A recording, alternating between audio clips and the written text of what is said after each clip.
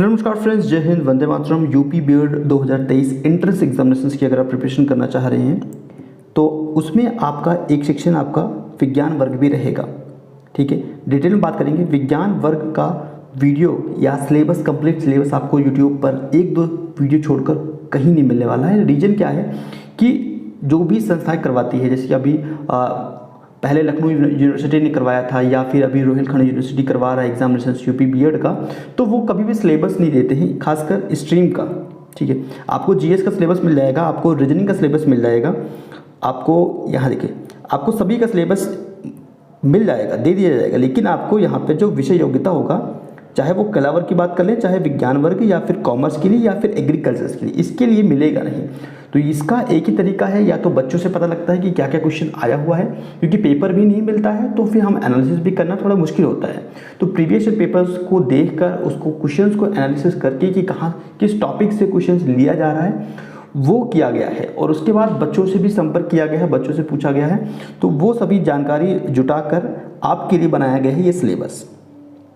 और आप अगर देखेंगे तो अगर आप साइंस वर्ग से बिलोंग करते हैं, साइंस स्ट्रीम की प्रिपरेशन करना चाहते हो, तो इन सभी टॉपिक्स को आपको कवर करना होगा अच्छे मार्क्स के लिए। अगर आपको गवर्नमेंट चीज़ चाहिए यूपी बीएड में तो आपको मेहनत करना पड़ेगा।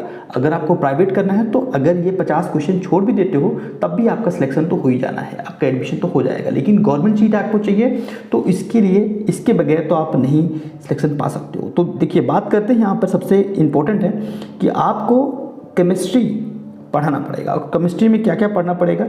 Atomic structures, ionic theory, hydrocarbon, biomolecules, chemical bonding, ये सब चैप्टर्स देख रहे हैं आप। ये काफ़ी सिलेक्टिव टॉपिक्स निकाला गया है, क्वेश्चन से आपका देखा गया है कि कौन से क्वेश्चंस किस चैप्टर से आ रहे हैं, तो वही सब चैप्टर्स यहाँ पे लिखा गया है। ठीक है डियर, तो अगर आपको प्रिपरेशन करना है तो आप इन सभी चैप्टर्स को लिखिए और सेल्फ प्रिपरेशन कीजिए। और इस चैनल पर भी आपको हेल्प की जाएगी, कंप्लीट तैयारी की जाएगी साइंस की। तो आप इस चैनल को सब्सक्राइब कर सकते हो।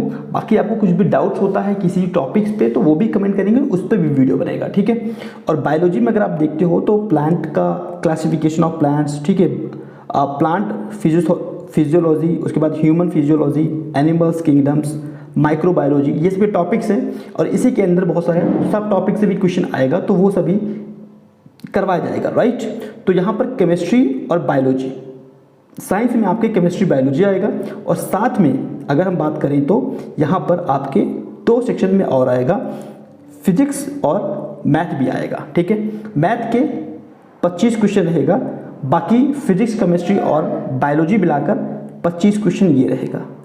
पहले बता रहा हूँ 25 क्वेश्चन मैथमेटिक्स का ही रहेगा साइंस में। साइंस का पेपर सबसे टफ इसलिए बन जाता है क्योंकि उसमें मैथ क्वेश्चन आ जाता है, और 25, हालांकि जो लेवल होता है डियर वो 10वीं और 12वीं का लेवल होता है, लेकिन फिर भी मैथ होता है, और फिर ये काफ़ी टाइम भी कंज्यूम करता है। ठीक है, तो इन टॉपिक्स से देखिए, टॉपिक्स आप देख लीजिए और इसको लिख लीजिए। देखो, अरिथमेटिक्स से आता है कुछ टॉपिक्स, जैसे कि आपका नंबर सिस्टम हो गया, आपका प्रॉफिट एंड लॉस हो गया, चक्रवृद्धि ब्याज हो गया, ठीक है, कंपाउंड इंटरेस्ट, सिंपल इंटरेस्ट यहाँ से, और बोट्स रिलेटेड, रेलगाड़ी से संबंधित क्वेश्चन होते हैं। तो ये सभी क्वेश्चंस अरिथमेटिक्स में आते हैं। उसके बाद अलजेब्रा से भी आता है, जियोमेट्री से भी आता है, ट्रिग्नो से कम 2 से 3 क्वेश्चन यहाँ पूछा जाता है। उसके बाद स्टैटिक्स से आता है, क्वाड्रिक इक्वेशन से आता है, प्रोबेबिलिटी से आता है, फिर कुछ मिसलेनियस क्वेश्चन भी आ जाता है। ठीक है, तो ये सभी टॉपिक्स हैं मैथ के। उसके बाद अगर देखते हैं फिजिक्स के टॉपिक्स, तो ये सभी law of motion, force, work, energy and powers, gravitational, all theory, जितनी थ्योरी है उस पे बेस पे भी 2-3 क्वेश्चन पूछता है, और कुछ सिंपल सा न्यूमेरिकल्स भी आ जाता है फिजिक्स में। इसके बाद हीट एंड इलेक्ट्रिसिटी से आता है, मेजरमेंट एंड यूनिट, यहाँ से 2-3 क्वेश्चन पूछता है आपसे एग्जामिनेशन में।